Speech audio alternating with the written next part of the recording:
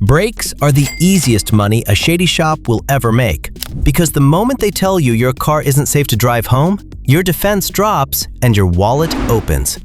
Today, I'm exposing the 5 specific ways shops quietly inflate your brake bill and the exact questions that cut that quote in half. Let's get into it. Overcharge 1. Your rotors have to go. The biggest lie in the brake business. This is the foundational scam that inflates more brake bills than anything else on this list. You come in for pads. You leave with a quote that includes 4 brand new rotors. The explanation is always the same.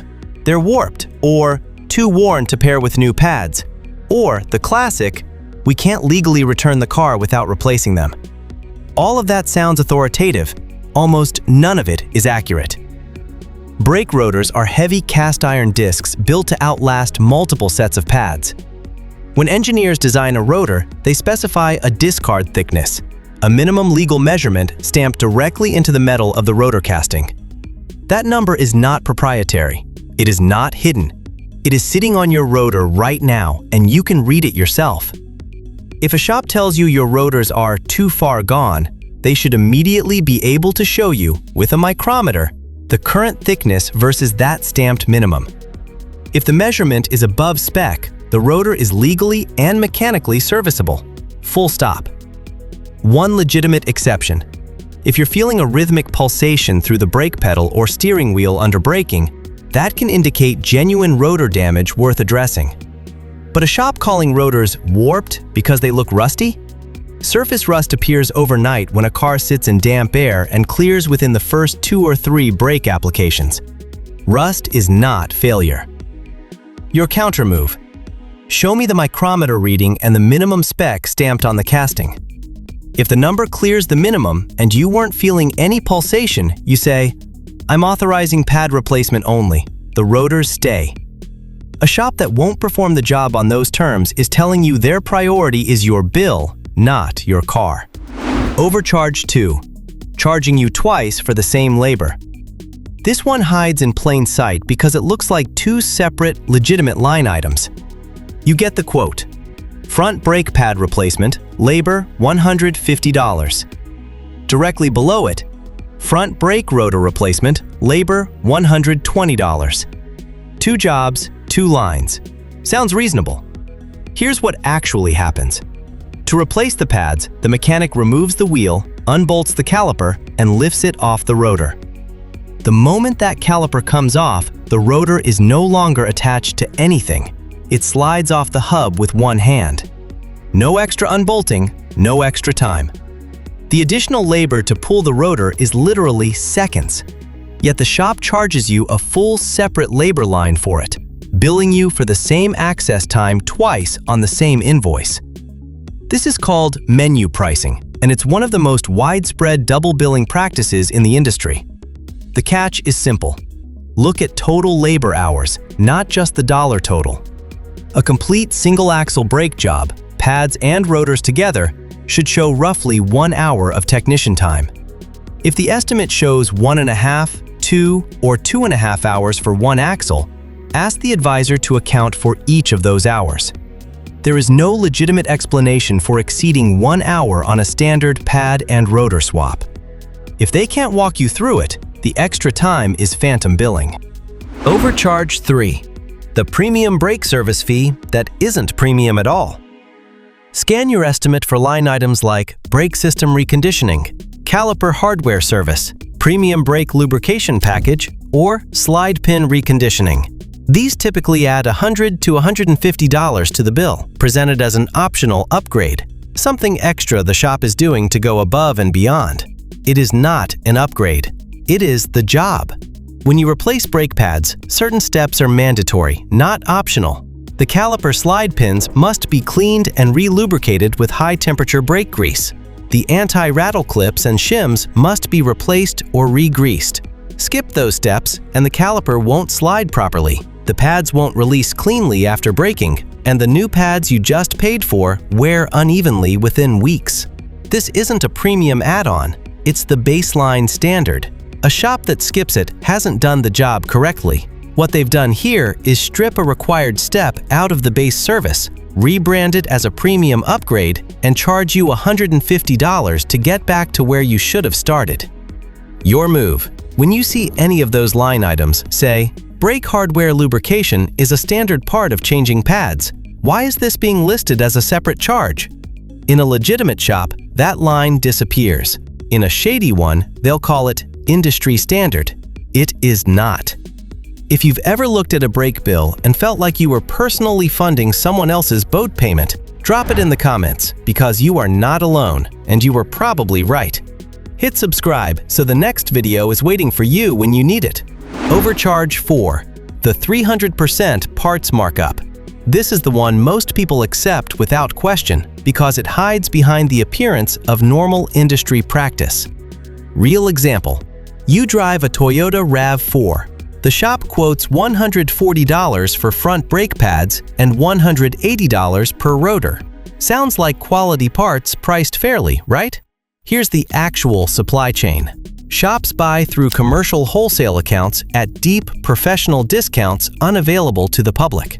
A premium ceramic pad set for a RAV4 costs the shop $30 to $45. Each rotor costs $25 to $45. They mark those parts up 200 to 300% before putting them on your estimate. And the parts line is frequently where a shop makes more profit than it does on labor. Some markup is legitimate. Shops carry inventory, manage warranties, and have overhead to cover. 300% is not legitimate. Here's what you can do.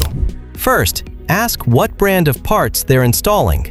If they're charging OEM pricing but installing a no-name economy brand, that's a problem worth pushing back on. Second, and many drivers don't realize this is an option, ask if the shop allows customer-supplied parts. A growing number of independents will install components you purchase yourself and charge labor only. Name brand parts from Akebono, Bosch, or EBC are available online for a fraction of the shop's quote and carry their own warranties. Not every shop will agree to this, but many will, and it can cut your parts cost in half without sacrificing quality.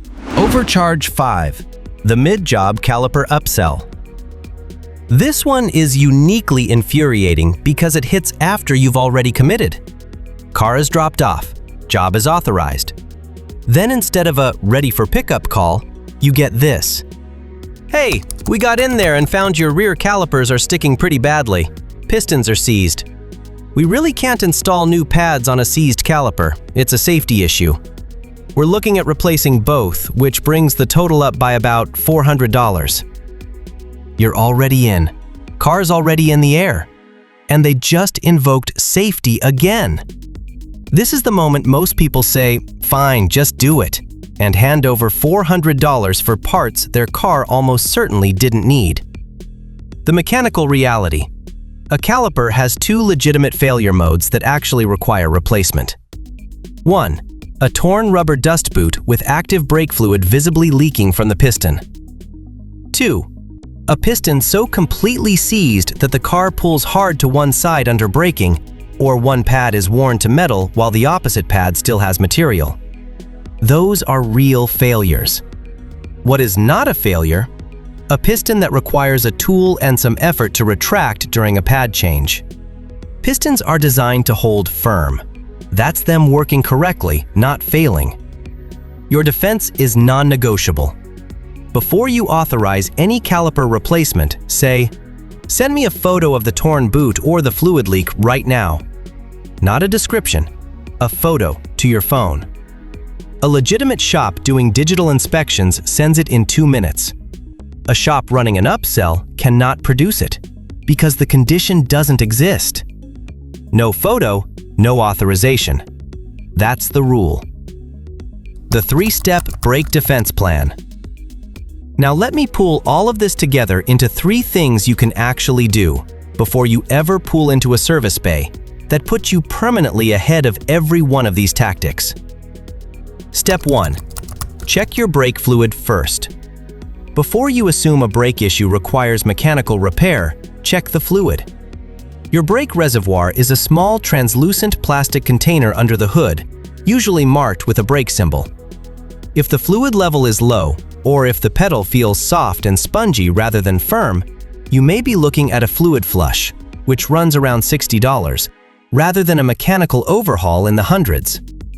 A spongy pedal with full pad life remaining is a fluid issue until proven otherwise.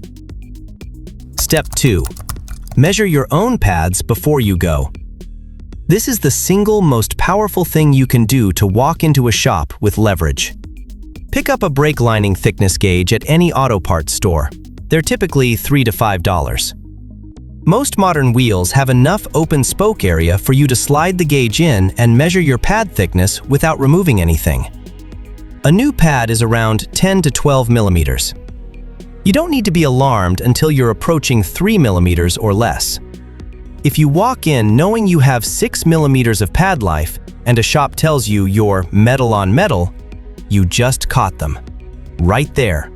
Before they've touched a single bolt on your car. Step 3.